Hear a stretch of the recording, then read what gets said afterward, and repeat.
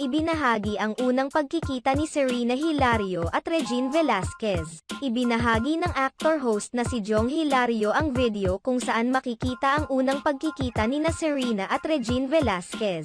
Makikita sa nasabing video na talagang na-starstruck si Serena Hilario kay Asia's songbird na si Regine Velasquez. Kuha ang nasabing video sa dressing room ni Regine Velasquez at OG Alcacid.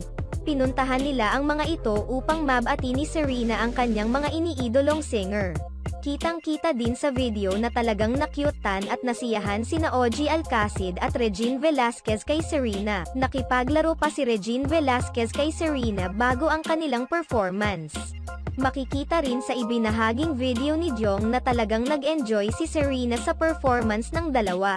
Pinag-cheer din ni Serena ang kanyang daddy Jong nang ito naman ang nag-perform sa stage. Salamat sa inyong panonood sa aming video.